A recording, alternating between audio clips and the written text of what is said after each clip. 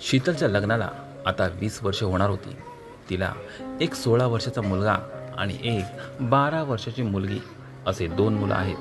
शीतल तिचे सासू सासरे आणि मुलांसह तिच्या सासरच्या घरी राहत होते. तिचे पती कामानिमित्त दुसऱ्या शहरात राहतात. ते तिकडून दर महिन्याला घर खर्चासाठी पैसे पाठवतात आणि ते 4-5 महिन्यातून एकदा घरी येतात. शीतलच्या लग्नाचा 20वा वाढदिवस जवळ आला होता. त्यामुळे तिच्या मुलांनी त्यांच्या पप्पांना सरप्राईज देण्यासाठी शीतलला तिच्या पतीकडे शहरात एकटीला पाठवण्याचा आग्रह धरला. ती जेव्हा तिच्या पतीच्या फ्लॅटवर पोहोचली तेव्हा 20 वर्षानंतर तिला पतीबद्दलचे रहस्य जाणून धक्का बसला. कारण मम्मी बघ, आता तिकीटही बुक झाले. तू तुझे सामान पॅक कर आणि पप्पांकडे शहरात जा, असं म्हणत शीतलचा 16 वर्षाचा मुलगा अक्षय त्याच्या मोबाईलवर मम्मीला कन्फर्म तिकीट दाखवतो. शीतल काही बोलण्याच्या आधीच तिची 12 वर्षाची मुलगी सायली तिच्या भावाकडे बघते आणि म्हणते, दादा, खरंच मम्मीचे तिकीट बुकिंग झाले का? आता मम्मीला पप्पांना भेटायला जावेच लागेल. शीतल आपल्या दोन्ही मुलांकडे बघते आणि म्हणते, तुम्हा दोघांना काय झाले? तुम्ही इतके हट्टी का झाले आहात? आणि सायली, तू हे सगळं का बोलत आहेस? तुझे अभ्यासात तर मन लागत नाही आणि तुला असे नाटक करायला कसे जमते? अक्षयने आनंदाने एकदा त्याच्या मम्मीकडे आणि सायलीकडे पाहिले आणि म्हणाला, मम्मी, पप्पा तुला तुमच्या लग्नाच्या वाढदिवसानिमित्त तिथे अचानक पाहतील तेव्हा त्यांना खूप बरं वाटेल आणि ते आनंदाने वेडे होतील. पप्पांना आमचे हे सरप्राईज गिफ्ट किती आवडेल. तेवढ्यात सायली म्हणते, वाह, काय रोमॅन्टिक सीन होईल ना. जसे यश चोप्राच्या चित्रपटात असते तसेच होईल. पप्पांनी दार उघडताच मम्मी पप्पांना सरप्राईज म्हणेल. मग पप्पा म्हणतील, मिले हो तुम हमको बडे नसीबो से. सायली आणि अक्षयचे शब्द ऐकून शीतल म्हणाली, तुम्हा दोघांना माझ्यासमोर असे बोलायला लाज वाटत नाही का? यावर सायली म्हणाली, मम्मी, यात लाज वाटण्यासारखे काहीच नाही. आजकाल हे खूप नॉर्मल आहे. शीतलला तिचे जुने दिवस आठवले. आमच्या काळात असे नव्हते. दोघे एकमेकांना डोळ्यांच्या हावभावावरूनच या गोष्टी करायचो. तेव्हा अक्षय म्हणतो, वा मम्मी, काय फिल्मी स्टाईलने बोलत आहेस तू. तुझी इतकी चांगली भावना तू कुठे लपून ठेवली होतीस? अक्षयचे बोलणे पूर्ण होताच तिने स्वतःच्या भावनांवर ताबा ठेवत विषयाला वळसा दिला आणि म्हणाली, तुम्ही दोघांनी माझे तिकीट बुक का केले? तुमच्या आजी आजोबांची तब्येत बिघडली आहे हे तुम्हाला माहीत आहे ना. मग मी तुम्हा सर्वांना सोडून तुमच्या पप्पांकडे कशी जाऊ शकते? अक्षय म्हणाला, मम्मी, आम्ही काय तुला तिकडे वर्षभरासाठी पाठवत नाही. फक्त 1 महिन्याची तर गोष्ट आहे. हा क्षण फक्त तुझ्या आणि पप्पांसाठी असेल, जो तुम्ही एकत्र घालवायला हवा. तुझी जबाबदारी फक्त कुटुंब एवढीच नाही, पप्पासुद्धा तुझी गरज आहे. त्यांना सुद्धा वाटत असेल ना तुझ्यासोबत काही क्षण घालवावे. आता काय आम्ही लहान नाही, आम्ही आमची काळजी घेऊ शकतो. त्यामुळे तू शहरात पप्पांकडे संकोच न करता जाऊ शकतेस. दोन्ही मुलं त्यांच्या मम्मीला त्यांच्या पप्पांकडे शहरात जाण्यास आग्रह करत होते. हे काही दिवसांपासून पाहत असलेल्या शीतलच्या सासूबाई म्हणाल्या, शीतल, तू जाऊ शकतेस, मी इथे सांभाळून घेईन. शीतल काही बोलण्याआधीच तिच्या तोंडावर हात ठेवत अक्षय म्हणाला, मम्मी, 2 दिवसांनी तुझी ट्रेन आहे. तोपर्यंत शीतलने आपल्या तोंडावरील अक्षयचा हात काढला आणि म्हणाली, एवढ्या लवकर तुम्ही दोघे विचार करायला सुद्धा वेळ देत नाहीत. अक्षय त्याच्या मोबाईलमध्ये बघतो आणि म्हणतो, मम्मी, या तंत्रज्ञानाच्या जमान्यात मोबाईलचा वापर करून आपण लगेच तिकीट बुक करू शकतो. आता तू फक्त तुझी जायची तयारी कर. मुलांच्या हट्टामुळे शीतलचे मन सुद्धा पती प्रदीपकडे वळत होते. मग शीतल तिच्या पतीचे आवडते मोतीचूरचे लाडू बनवू लागली. प्रदीपला शीतलच्या हातचे मोतीचूरचे लाडू खूप आवडतात. प्रदीप नोकरीनिमित्त दुसऱ्या शहरात राहत होता. प्रदीपला त्या कंपनीत चांगले पॅकेजही मिळत होते. इथे प्रदीपचे वडिलोपार्जित घर होते. त्याच घरात शीतल आणि प्रदीपचे आईवडील आणि मुलांसोबत राहत होते. शीतलचे लग्न झाल्यावर याच घरात तिचे स्वागत झाले होते. पण प्रदीपसोबत ती शहरात कधीच जाऊ शकली नाही, कारण इथे वयस्कर सासू सासऱ्यांची काळजी घेणारे कोणीच नव्हते. त्यामुळे शीतलने येथे राहण्याचा निर्णय घेतला. प्रदीप प्रत्येक महिन्याला तिच्या खात्यावर पैसे पाठवायचा. त्या पैशातून शीतल घर खर्च चालत असे. प्रदीप 4-5 महिन्यातून फक्त 2-3 दिवसासाठी घरी यायचा. त्या 2-3 दिवसातही तो शीतलला पुरेसा वेळ देऊ शकत नव्हता. शीतल आणि प्रदीप फार कमी भेटत होते. आज शीतल प्रदीपकडे जाण्यासाठी तयारी करत होती. अक्षयने तिला लहान मुलाप्रमाणे संपूर्ण मार्गाची माहिती देत ट्रेनमध्ये बसवले. कारण आता मम्मीला एवढ्या लांब पाठवण्याची त्याला भीती सतावू लागली होती. शीतल अक्षयला समजावते, अक्षय, मी लहान मूल नाही. मी तिथे जाऊन तुला फोन करेन. तू काळजी करू नकोस. मम्मी, मी तुझ्या मोबाईलवर पत्ता पाठवलाय. तू रेल्वे स्टेशनला उतरल्यावर ऑटो करून त्या पत्त्यावर व्यवस्थित जा. शीतल अक्षयची अस्वस्थता समजून घेत होती. तिला एवढ्या दूरवर एकटीला पाठवण्याचा अक्षयचा हट्ट होता. पण आता मम्मीला तिथे नीट पोहोचता येईल की नाही या भीतीने तो काळजीत होता. शीतल ट्रेनमध्ये बसली आणि काही वेळातच अक्षय आणि सायलीच्या डोळ्यासमोरून ट्रेन निघून गेली. आता शीतल पण खुश होती. खिडकीतून येणाऱ्या थंडगार वाऱ्यासोबत तिचे भूतकाळातील क्षणही तिच्या सोबत जाऊ लागले. आजही ते क्षण शीतलने जसे सजवले होते तसेच सजले आहेत. इतक्या वर्षानंतर शीतल आणि प्रदीप इतके दिवस एकत्र राहणार होते. वेळ पाहून शीतलला अंदाज आला होता की ती प्रदीपच्या फ्लॅटवर पोहोचेल तेव्हा तो घरीच असेल. रात्रीचे तासही शीतलच्या डोळ्यासमोरून गेले. सकाळचे 6 वाजले होते तेव्हा अक्षयने शीतलला कॉल केला आणि म्हणाला, मम्मी, आता तुझी उतरायची वेळ झाली आहे. बघ, ऑटो करून त्या पत्त्यावर जा. शीतल हसत म्हणाली, अक्षय, टेन्शन घेऊ नकोस. मी तिथे पोचल्यावर तुला कॉल करेन. ऑटो करून शीतल त्या पत्त्यावर पोचली आणि हळूहळू बिल्डिंगच्या पायऱ्या चढून ती दारापाशी पोचली.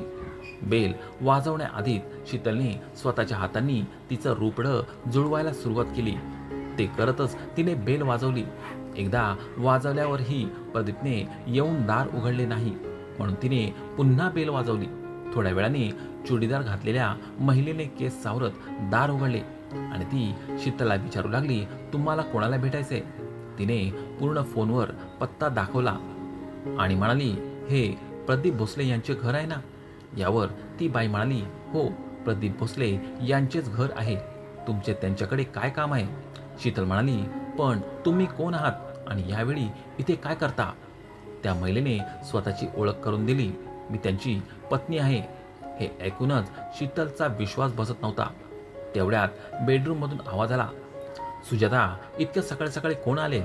तिथे उभी असलेली सुजाता नावाची बाई जोरात म्हणाली, अहो, प्लीज जरा बाहेर या. कोणीतरी तुम्हाला भेटायला आले आहे. सुजाताने हे बोलल्यावर शीतलची नजर आतल्या बेडरूमवर गेली आणि तिने विचार केला की हा कोणीतरी दुसरा प्रदीप असेल.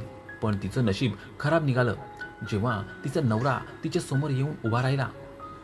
प्रदीप शीतलला पाहताच म्हणाला, तू इथे? एवढे बोलतात तितक्यात त्याच्या मोबाईलवर कोणाचा तरी कॉल आला. फोनवरचे नाव पाहून त्याचा चेहरा सांगत होता की हा फोन अक्षयचाच आहे. प्रदीपने कॉल डिस्कनेक्ट केल्याचे पाहून शीतल काहीच न बोलता तेथून निघून गेली. कोणत्या रस्त्याने जायचं आता तिला तेही कळत नव्हतं. साडीच्या पदराने ती तिचे डोळ्यातून घळघळ वाहणारे अश्रू पुसत होती. तिची पावले ज्या दिशेला पडत होती ती त्या दिशेने पुढे चालली होती. शेवटी एक निर्जन जागा पाहून शीतल खाली बसली. तिला तिथे क्षणभरही बसून शांत श्वास घ्यावंसं असं वाटलं होतं. पण तिकडून अक्षयचा फोन तिला कंटिन्यू येत होता. तिच्या मोबाईलची रिंगटोन थांबण्याचे नावच घेत नव्हती. अक्षयला काही सांगायची हिंमत तिच्यामध्ये होत नव्हती, पण त्याला तिच्याशी बोलायचं होतं. तिने तिचे अश्रू पुसले. त्यानंतर बाटलीतून तिने पाणी पिले. मग घशातून आवाज नॉर्मल झाल्यावर तिने फोन रिसीव्ह केला. सॉरी मम्मी, माझ्यामुळे तुला अडचणी येत आहेत. मी पप्पांना असे सरप्राईज द्यायला नको होते. माझे पप्पांशी बोलणे झाले. ते कामासाठी दुसऱ्या शहरात गेले आहेत असे ते म्हणत होते. मग मम्मी, प्लीज तू रिटर्न तिकीट काढून पुन्हा लगेच इकडे ये. मम्मी, मला खूप टेन्शन आलंय. माझ्यामुळे तुला इतका त्रास सहन करावा लागला. अक्षयच्या बोलण्यावरून फक्त हो आणि एवढेच बोलू शकली. तिच्या तोंडातून आवाज निघत नव्हता. अक्षयने फोन कट केला, पण काही वेळापूर्वी मिळालेला सरप्राईज ती कशी विसरू शकणार होती? किती सहज प्रदीप त्याच्या मुलासोबत खोटं बोलला, पण ती काय करणार, कुठे जाणार? शीतल प्रदीपला त्याच्या 20व्या वाढदिवसाला सरप्राईज द्यायला आली होती, पण इथे प्रदीपनेच तिला रिटर्न सरप्राईज गिफ्ट दिलं होतं. इतक्या वर्षात प्रदीपच्या बोलण्यावरून असे कधीच वाटलं नव्हतं की त्याचं एक वेगळं जगही असू शकतं. पण ती ज्याच्याशी जोडली गेली होती ते प्रदीपचं वेगळंच जग होतं. मग प्रदीपने तिच्यासोबत असे का केले? प्रदीप जर तिला कंटाळला होता तर मग त्याने तिला का सांगितले नाही? आता तिने प्रदीपची तक्रार कोणाला करावी? तिच्या सासू सासऱ्यांशी, ज्यांच्यासोबत तिचे या 20 वर्षात घट्ट नाते निर्माण झाले होते. मग त्यांना का त्रास द्यायचा? त्यांनी शीतलला नेहमी मुलीसारखेच वागवले. शीतल कुटुंबाच्या जबाबदाऱ्यांमध्ये हरून गेली होती. तिने स्वतःकडे कधीच लक्ष दिले नव्हते. तिच्या शरीराचा लठ्ठपणा खूपच वाढला होता. पण प्रदीपला काहीतरी वेगळंच हवं होतं, जे त्या सुजातामध्ये त्याला मिळाले होते. सुजाता एकदम झिरो फिगर असलेली बाई होती. त्यामुळे कदाचित शीतल प्रदीपसाठी ओझं बनली असेल. पण अक्षय आणि सायलीची जबाबदारी असूनही त्यांना तीच सांभाळत आहे. सर्व विचार करत असतानाच अचानक शीतलला अक्षयने कॉल करून विचारले, मम्मी तिकीट काढलं का? शीतल स्वतःवर नियंत्रण ठेवत आणि अक्षयसोबत खोटं बोलली की बेटा खूप मोठी लाईन आहे, मी अजून तिकिटाच्या लाईनमध्येच उभी आहे. बरं मम्मी तिकीट काढून लवकर गाडीत बस. हो बेटा म्हणत शीतलने फोन कट केला. त्यानंतर तिने फाटलेले जुने कपडे घातलेले काही मुलं तिच्या जवळ आले आणि तिला काहीतरी खायला मागू लागले. तेव्हा शीतलला आठवले की तिच्या बॅगमध्ये मोतीचूरचे लाडू आहेत. कदाचित त्याची आता कोणाला गरज नाही. तिने ते लाडू मुलांना दिले आणि स्टेशनला दिशेने चालू लागली. सकाळची वेळ असल्यामुळे काही वेळातच शीतलला तिकीट मिळालं. संध्याकाळपर्यंत प्रवास संपून शीतल घरी पोचली तेव्हा अक्षयने दार उघडले. त्याने त्याच्या आईला मिठी मारली आणि म्हणाला, थँक गॉड मम्मी तू सुखरूप घरी परत आलीस. मग सायली नकळत म्हणाली, मम्मी पप्पांना सरप्राईज द्यायला गेली होती, पण ती स्वतःच सरप्राईज झाली. अक्षय म्हणाला, मम्मी ही माझी चूक होती की मी हे सगळं सरप्राईजचे प्लॅनिंग केले होते. शीतल अजून घराच्या आत नीट शिरली नव्हती आणि ती सगळ्यांच्या नजरेतून स्वतःला सावरण्याचा पुरेपूर प्रयत्न करत होती. तेव्हा तिची सासू म्हणाली, माझा मुलगा बिचारा दिवसभर या घरच्या जबाबदारीसाठी इकडे तिकडे धक्के खात फिरतो. त्याला घरचे 2 वेळचे जेवणही आरामात मिळत नाही. सासूचे बोलणे आणि त्याच्या प्रदीपवरचा विश्वास पाहून शीतलला आता आपले अश्रू अनावर होत नव्हते. तिने सगळ्यांसमोर स्वतःवर नियंत्रण ठेवले, पण आता तिचे अश्रू असह्य झाले होते. सामान ठेवल्यावर ती काही न बोलता बाथरूममध्ये गेली. कोणालाही कळू नये म्हणून तिने बाथरूममधल्या नळाचे पाणी सोडले आणि ती ढसाढसा रडू लागली. सर्वांच्या नजरेतून लपलेली शीतल बाथरूममध्ये नळाचे पाणी तोंडावर शिंपडत होती, पण तिच्या डोळ्यातील अश्रू थांबायचे नाव घेत नव्हते. हा मोठा विश्वासघात तिला सहन होत नव्हता. तिला प्रदीपला काहीतरी विचारायचं होतं, पण ती काहीच विचारू शकली नाही. त्याऐवजी ती घरी परतली. तिने तिच्या आयुष्यातला लांबच्या प्रवासात 20 वर्ष घालवली होती. प्रदीप दूर असूनही शीतलने तिच्या आयुष्यातील अमूल्य वेळ या घरासाठी पूर्ण प्रामाणिकपणे दिला होता. या घराला तिच्या प्रेमाने घर पण दिलं होतं. घराच्या प्रत्येक विटेमध्ये तिच्या प्रेमाची भावना रुजली होती. पण आज या सर्व तिच्यासाठी फक्त घराच्या भिंती होत्या. कितीतरी आठवणीने सजवलेल्या भिंती क्षणार्थ तिला परक्या वाटू लागल्या होत्या. मम्मी इतका वेळ बाथरूममध्ये गेलेली पाहून अक्षय बाहेरून म्हणाला, मम्मी तू ठीक आहेस ना? बाथरूममध्ये पाय वगैरे घसरून पडली तर नाहीस ना? शीतलचा आवाज तिच्या घशातून निघत नव्हता.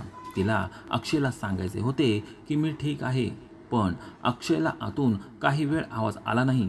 तेव्हा अक्षय पुन्हा म्हणाला, मम्मी तू ठीक तर आहेस ना?